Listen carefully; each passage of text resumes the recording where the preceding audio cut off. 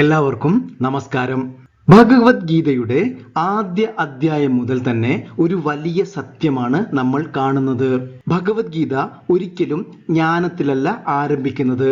അത് അശാന്തമായ അർജുനന്റെ മനസ്സോടെ തുടങ്ങുന്നു. ആദ്യത്തെ അധ്യായത്തിന്റെ പേര് തന്നെ ശ്രദ്ധിക്കൂ. അർജുന വിഷാദ യോഗം. ആശയക്കുഴപ്പം, മാനസികമായി ആകെ തകർന്ന ഒരു അവസ്ഥ, പ്രക്ഷുബ്ധമായ മനസ്സ്, എല്ലാം ചേർന്ന ഈ അവസ്ഥയാണ് വിഷാദം. സത്യത്തിൽ ആധുനിക മനഃശാസ്ത്ര പുസ്തകങ്ങളെക്കാൾ കൂടുതൽ മനസ്സിന്റെ തലങ്ങളെ ഭഗവത്ഗീത കൈകാര്യം ചെയ്യുന്നുണ്ട്. ഭഗവത്ഗീതയിൽ ഏകദേശം 70ഓളം ശ്ലോകങ്ങൾ മനസ്സിനെ പ്രത്യക്ഷമായും പരോക്ഷമായും പ്രതിപാദിക്കുന്നു. ഇത് നമ്മളെ ഒരു യാത്രയിലേക്ക് നയിക്കുന്നു. അശാന്തമായ മനസ്സ്, ഡിസ്റ്റർബ്ഡ് മൈൻഡ്, അതിൽ നിന്ന് നിയന്ത്രണ വിധേയമായ ഒരു മനസ്സ്, എ ഡിസിപ്ലിൻഡ് മൈൻഡ്. അവസാനം മനസ്സിനെ മറികടന്ന അവസ്ഥ, എ ട്രാൻസെൻഡന്റ് മൈൻഡ്. അതാണ് മോക്ഷം. അവസാനത്തെ അധ്യായത്തിന്റെ പേര് ശ്രദ്ധിക്കൂ.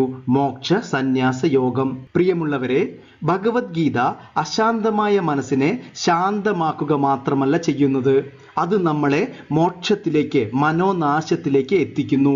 മനസ്സിനെ നിയന്ത്രണ വിധേയമാക്കുന്നതല്ല, മറിച്ച് ഞാൻ മനസ്സല്ല എന്ന ബോധത്തിലേക്ക് ഉയരുന്നതാണ് മോക്ഷം. പ്രിയമുള്ളവരെ, മനസ്സിനെ വേദാന്തത്തിലൂടെ അറിയാം എന്ന സീരീസിന്റെ അവസാനത്തെ വീഡിയോ ആണിത്. വളരെ പെട്ടെന്ന് ഒന്ന് റിവ്യൂ ചെയ്യാം. ആദ്യത്തെ വീഡിയോയിൽ അന്ധക്കരണവും അതിന്റെ 4 ഭാഗങ്ങളെക്കുറിച്ചും, അതായത് ബേസിക്, നമ്മൾ മനസ്സിലാക്കി. അടുത്ത 3 വീഡിയോകളിൽ മനസ്സിന്റെ പ്രശ്നങ്ങൾ നമ്മൾ വിശദമായി നോക്കി.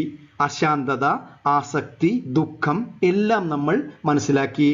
അവസാനത്തെ 2 വീഡിയോകൾ ഇതിന്റെ പരിഹാരത്തെക്കുറിച്ചും സാധനകളെക്കുറിച്ചുമാണ് പറയുന്നത്. എന്നാൽ ഈ വീഡിയോകളിലെല്ലാം നമ്മൾ പറഞ്ഞ ഒരു പ്രധാനപ്പെട്ട പോയിന്റ് എന്നത്, ഞാൻ എന്നത് മനസ്സല്ല, മറിച്ച് അതിനെ അറിയുന്ന ലിമിറ്റ്ലെസ് കോൺഷ്യസ്നസ് ആണ് എന്നതാണ്.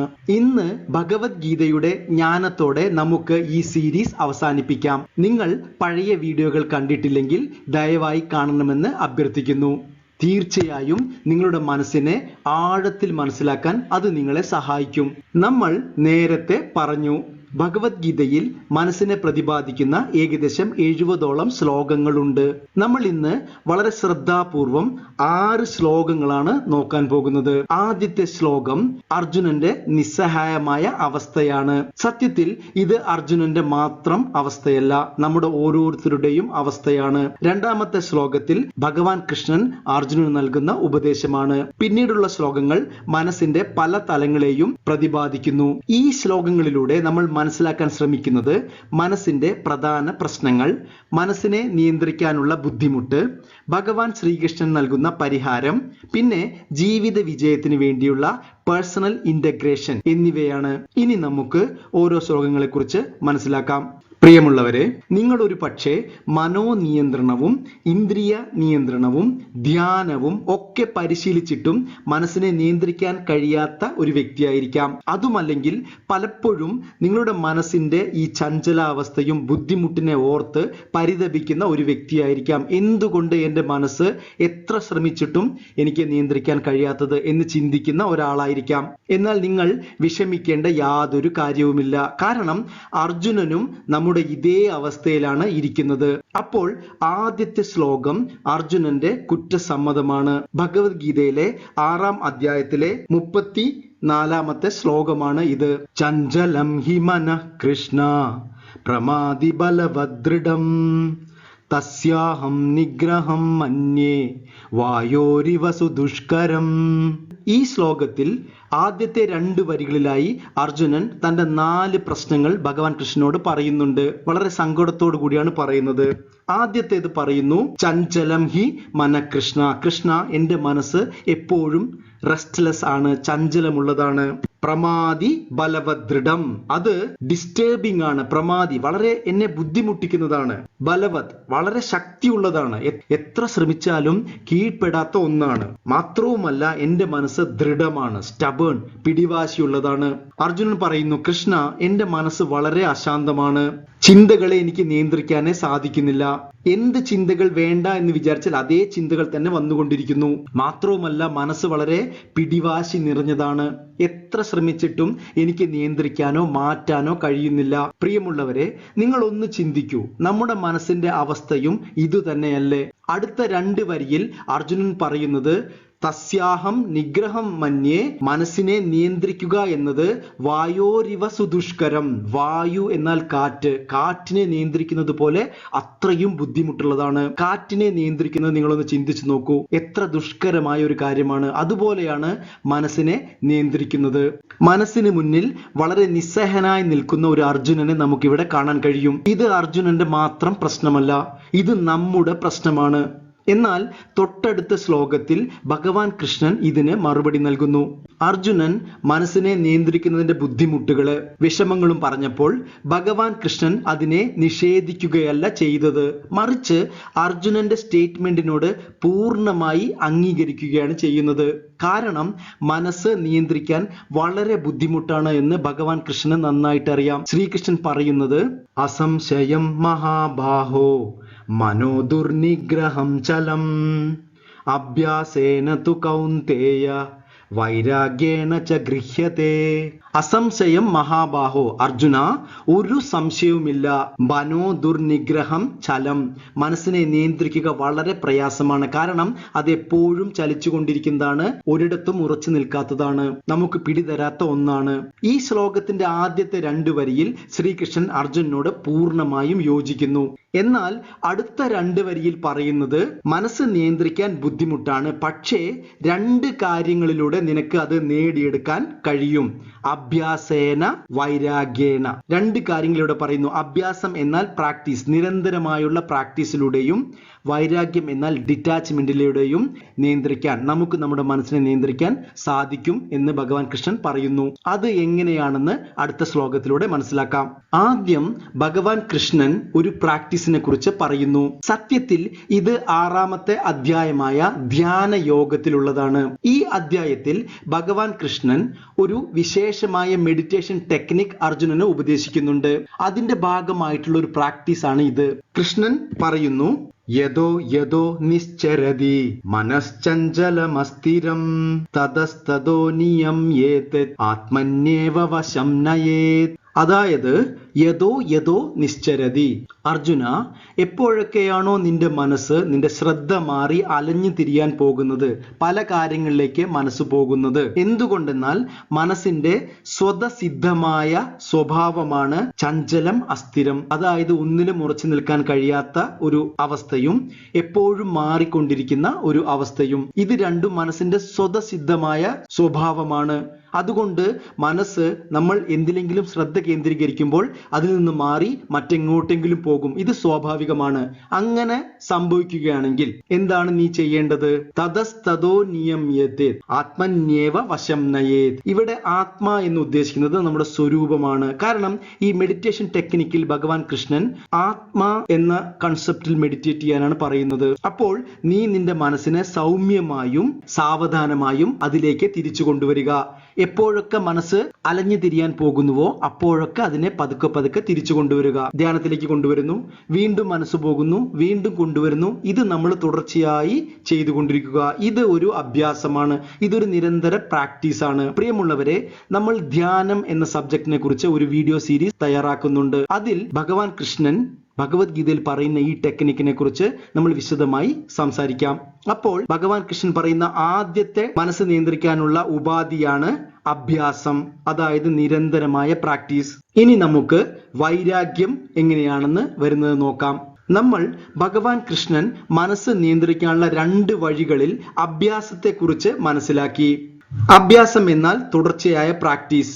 നമ്മൾക്കറിയാം, പ്രാക്ടീസിലൂടെ നമുക്ക് പല കാര്യങ്ങളും നമുക്ക് നിയന്ത്രണത്തിൽ കൊണ്ടുവരാൻ സാധിക്കും. എന്നാൽ ഡിറ്റാച്ച്മെന്റ്, വൈരാഗ്യം എങ്ങനെയാണ് നമ്മുടെ മനസ്സിനെ നിയന്ത്രിക്കാൻ സഹായിക്കുന്നത് എങ്ങനെയാണെന്ന് നോക്കാം. ഇവിടെ വേദാന്തം പറയുന്നത് വിവേകജന്യ വൈരാഗ്യം എന്നാണ്. അതായത് വിവേകത്തിൽ നിന്നുണ്ടാകുന്ന വൈരാഗ്യമാണ് ഇവിടെ ഉദ്ദേശിക്കുന്നത്. വൈരാഗ്യം എന്നാൽ ഡിറ്റാച്ച്മെന്റ്. ഇവിടെ ഉദ്ദേശിക്കുന്ന വൈരാഗ്യം ലോകത്തിനോട് മൊത്തം വിരക്തി തോന്നുന്ന അവസ്ഥയല്ല. ലോകത്തിൽ നിന്നുള്ള ഒളിച്ചോട്ടവുമല്ല, മറിച്ച് ലോകത്തെ ശരിയായി മനസ്സിലാക്കുകയാണ്. അതുകൊണ്ടാണ് വേദാന്തം ഇതിനെ വിവേകജന്യ വൈരാഗ്യം എന്ന് വിളിക്കുന്നത്. അതായത് നമ്മുടെ വിവേകത്തിൽ നിന്ന് വൈരാഗ്യം ഉണ്ടാകുന്നു. ലോകത്തിലെ ഒന്നും ഒരു നേട്ടവും നമുക്ക് ശാശ്വതമായ സന്തോഷമോ സംതൃപ്തിയോ തരുന്നില്ല എന്ന വിവേകമാണ് ഇവിടെ ഉണ്ടാകുന്നത്. ലോകത്തിലെ ഒന്നും സ്ഥിരമായ സന്തോഷം നൽകില്ല. ഈ ഒരു ബോധം വളരെ ശക്തമായി നമ്മുടെ മനസ്സിൽ ഉണ്ടായാൽ പിന്നെ സുഖത്തിനും സന്തോഷത്തിനും വേണ്ടി ബാഹ്യ ലോകത്തിലുള്ള നമ്മുടെ പരക്കം പാച്ചിൽ അവസാനിക്കുന്നു. ലൗകിക നേട്ടങ്ങളുടെയും ബാഹ്യ വസ്തുക്കളുടെയും പരിമിതി നമുക്ക് വിവേകത്തിലൂടെ ബോധ്യം വരുന്നു. ഇനി ശ്ലോകത്തിൽ എന്താണ് ഭഗവാൻ കൃഷ്ണൻ പറയുന്നത് എന്ന് നോക്കാം.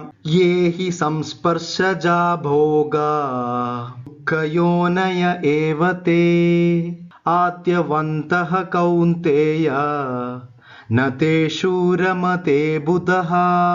ബാഹ്യസുഖങ്ങൾ നിനക്ക് ഒരിക്കലും ശാശ്വതമായ സന്തോഷവും സംതൃപ്തിയും തരില്ല. ഇന്ദ്രിയ സമ്പർക്കത്തിൽ നിന്നുള്ള ഭോഗങ്ങൾ അല്ലെങ്കിൽ അനുഭവങ്ങൾ ദുഃഖയോനഹ എന്നാണ് പറയുന്നത്. അതായത് അത് നിനക്ക് ദുഃഖത്തെ കൊണ്ടുവരും എന്ന് പറയുന്നു. എന്തുകൊണ്ടെന്നാൽ ബാഹ്യമായിട്ടുള്ള എല്ലാ സുഖങ്ങൾക്കും ഒരു തുടക്കവും ഒടുക്കവും ഉണ്ട്. മൂന്നാമത്തെ വരിയിൽ പറയുന്നത് ആദ്യന്ത വന്ത കൗന്തേയ, ആദി അന്തം, ഒരു ആരംഭവും അവസാനവും ഉണ്ട്. പ്രിയമുള്ളവരെ, നിങ്ങൾ ഒരു നിമിഷം ചിന്തിക്കൂ. ഒരിക്കലും അവസാനിക്കാത്ത സുഖം തരുന്ന എന്തെങ്കിലും ഈ ലോകത്ത് ഉണ്ടോ? ബാഹ്യമായ ലോകത്തുണ്ടോ? നിങ്ങൾ അനുഭവിച്ചു കൊണ്ടിരിക്കുന്ന ഏതൊരു സുഖവും പരിശോധിച്ചു നോക്കൂ. അതിന് ഒരു ആരംഭവും അവസാനവും ഉണ്ടാകും. അതുകൊണ്ട് അവസാനത്തെ വരിയിൽ ഭഗവാൻ കൃഷ്ണൻ പറയുന്നത് ന തേഷു രമതേ ബുധഃ എന്നാണ്. ബുധഃ എന്നാൽ വിവേകമുള്ള ആളുകൾ. വിവേകമുള്ള ആളുകൾ ഒരിക്കലും ബാഹ്യ സുഖങ്ങളിൽ ആസക്തനാവില്ല. കാരണം അവർക്കറിയാം ബാഹ്യ സുഖങ്ങൾക്ക് ഒരു തുടക്കവും ഒടുക്കവും ആദിയും അന്തവും ഉണ്ട്. അതുകൊണ്ട് അതൊരിക്കലും ശാശ്വതമായ സന്തോഷം എനിക്ക് തരില്ല. ശാശ്വതമായ സന്തോഷം എൻ്റെ ഉള്ളിലാണ്, എൻ്റെ സ്വരൂപത്തിലാണ്. അത് ആനന്ദമാണ്. കാരണം ആനന്ദത്തിന് ആദ്യമോ അവസാനമോ ഇല്ല. അതാണ് നിങ്ങളുടെ സ്വരൂപം. പ്രിയമുള്ളവരെ, അടുത്തത് നമ്മൾ നോക്കാൻ പോകുന്നത് ഈ രണ്ട് കാര്യങ്ങൾ നമ്മുടെ ജീവിതത്തിൽ പരിശീലിച്ച് നമ്മുടെ നിയന്ത്രണത്തിലായ ഒരു മനസ്സിന്റെ പ്രത്യേകതയാണ്. ഇത് 6-ാമത്തെ അധ്യായത്തിലെ 5-ാമത്തെ ശ്ലോകമാണ്. വളരെ പോസിറ്റീവായ ഒരു ശ്ലോകമാണ് ഇത്. പല മോട്ടിവേഷണൽ ക്ലാസ്സുകളിലും ഈ ശ്ലോകം ഉദ്ധരിക്കാറുണ്ട്. ആ ശ്ലോകം ഇതാണ്: ഉദ്ധരേതാത്മനാത്മാനം നാത്മാനം അവസാദയേത് ആത്മൈവഹ്യത്മനോ ബന്ധുർ ആത്മൈവരിപുരാത്മനഃ. ഇവിടെ പ്രധാനപ്പെട്ട ഒരു കാര്യം പറയാനുള്ളത്, ഭഗവത്ഗീതയിലെ ശ്ലോകങ്ങൾക്ക് ഒരേ ഒരു ശരിയായ വ്യാഖ്യാനം മാത്രമേ ഉള്ളൂ എന്ന് നിങ്ങൾ തെറ്റിദ്ധരിക്കരുത്. ഒരുപാട് ശരിയായ വ്യാഖ്യാനങ്ങളുണ്ട്. ഇന്ന് ഭാരതത്തിൽ ഏകദേശം 600-ലധികം ഭഗവത്ഗീത വ്യാഖ്യാനങ്ങൾ ഉള്ളതാണ്. രണ്ടാമത്തെ പ്രധാനപ്പെട്ട കാര്യം, ആത്മ എന്ന പദത്തിന് ഭഗവത്ഗീതയിൽ 4 തരത്തിലുള്ള അർത്ഥങ്ങൾ കൊടുത്തിട്ടുണ്ട്. ശരീരത്തിന് ആത്മ, അതായത് സ്ഥൂല ശരീരത്തിന് ആത്മ എന്ന് പറയാറുണ്ട്. സൂക്ഷ്മ ശരീരത്തിനെയും ആത്മ എന്ന് പറയാറുണ്ട്. ഇനി ജീവ, സെൽഫ്, ഇതിനെയും ആത്മ എന്ന് പറയാറുണ്ട്. അവസാനമായി നിങ്ങളുടെ യാഥാർത്ഥ്യം, സച്ചിദാനന്ദ ആത്മ, ഇതിനെയും ആത്മ എന്ന് പറയാറുണ്ട്. ഈ ശ്ലോകത്തിൽ 7 തവണ ആത്മ എന്ന വാക്ക് വരുന്നത് കാണാം. ഇതിൽ ജീവ എന്ന അർത്ഥത്തിലും മനസ്സ് എന്ന അർത്ഥത്തിലുമാണ് ഉപയോഗിക്കേണ്ടത്. അപ്പോൾ നമുക്ക് നോക്കാം. ഉദ്ധരേത് ആത്മനാത്മാനം. പരിശീലനം ലഭിച്ച ഒരു മനസ്സ് നിങ്ങളെ എപ്പോഴും ഉയർത്തിക്കൊണ്ടേയിരിക്കും. ഒരു ജീവ അല്ലെങ്കിൽ നിങ്ങളുടെ സെൽഫിനെ എപ്പോഴും ഉയർത്തിക്കൊണ്ടിരിക്കും. നാത്മാനം അവസാദയേത്, അതൊരിക്കലും നിങ്ങളെ താഴ്ത്തുകയോ ഇകഴ്ത്തുകയോ ഇല്ല. ആത്മന്യേവ ഹി ആത്മനോ ബന്ധുർ. നിങ്ങളുടെ ഏറ്റവും വലിയ ബന്ധു എന്ന് പറയുന്നത് ട്രെയിൻഡ് ആയ ഒരു മനസ്സ്, പരിശീലനം ലഭിച്ച ഒരു മനസ്സാണ്. എന്നാൽ ആത്മൈവ ദിപുരാത്മന, നിങ്ങളുടെ ശത്രു എന്ന് പറയുന്നത് പരിശീലനം ലഭിക്കാത്ത അൺട്രെയിൻഡ് ആയ ഒരു മൈൻഡാണ്. പ്രിയമുള്ളവരെ, ഈ ശ്ലോകത്തിനെ വേറെ രീതിയിലും വ്യാഖ്യാനിക്കാൻ കഴിയും. നിങ്ങൾ എപ്പോഴും നിങ്ങളെ സ്വയം ഉയർത്തിക്കൊണ്ടിരിക്കണം. നിങ്ങൾ ഒരിക്കലും നിങ്ങളെ താഴ്ത്തിക്കെട്ടാൻ പാടില്ല. മനസ്സാണ് നിങ്ങളുടെ ശത്രു, മനസ്സാണ് നിങ്ങളുടെ ബന്ധു എന്ന രീതിയിൽ വ്യാഖ്യാനിക്കാം. എന്നാൽ നമ്മൾ ഇവിടെ എടുക്കുന്നത് ഒരു പരിശീലനം ലഭിച്ച മനസ്സ് എങ്ങനെയാണ് നമ്മൾക്ക് അഡ്വാൻറ്റേജ്, നമ്മൾക്ക് ഗുണകരമായി തീരുന്നത് എന്ന സന്ദർഭത്തിലാണ്. നമ്മൾ ഭഗവത്ഗീതയിലെ അവസാനത്തെ ശ്ലോകത്തിലാണ്. ഇന്നത്തെ ഒരു പ്രധാനപ്പെട്ട സൈക്കോളജിക്കൽ സബ്ജക്റ്റ് ആണ് പേഴ്സണൽ ഇന്റഗ്രേഷൻ. സന്തോഷവും സമാധാനവും വിജയവും നിറഞ്ഞ ഒരു ജീവിതത്തിന് പേഴ്സണൽ ഇന്റഗ്രേഷൻ, അതായത് വ്യക്തിഗത സംയോജനം വേണമെന്ന് മോഡേൺ സൈക്കോളജി പറയുന്നു. പേഴ്സണൽ ഇന്റഗ്രേഷൻ എന്നാൽ നിങ്ങളുടെ താഴ്ന്ന നിലയിലുള്ള കഴിവുകൾ അല്ലെങ്കിൽ ഫാക്കൽറ്റീസ് ഉയർന്ന നിലയിലുള്ള കഴിവുകൾ, അതായത് ഫാക്കൽറ്റീസിനെ അനുസരിച്ച് മുന്നോട്ട് പോകുന്നതാണ്. അതായത് ഉയർന്ന തലത്തിലുള്ള കഴിവുകൾ താഴ്ന്ന തലത്തിലുള്ള കഴിവുകളെ നിയന്ത്രിക്കണം. അതാണ് പേഴ്സണൽ ഇന്റഗ്രേഷൻ. എന്നാൽ ഇത് നേരെ തിരിച്ച് സംഭവിച്ചാൽ നിങ്ങളുടെ ജീവിതം ദുഃഖവും ദുരിതവും നിറഞ്ഞതാവും. പലരും ചിന്തിക്കുന്നത് പേഴ്സണൽ ഇന്റഗ്രേഷൻ എന്നത് ആധുനിക മനഃശാസ്ത്രത്തിന്റെ ഒരു കണ്ടുപിടുത്തമാണ് എന്നാണ്.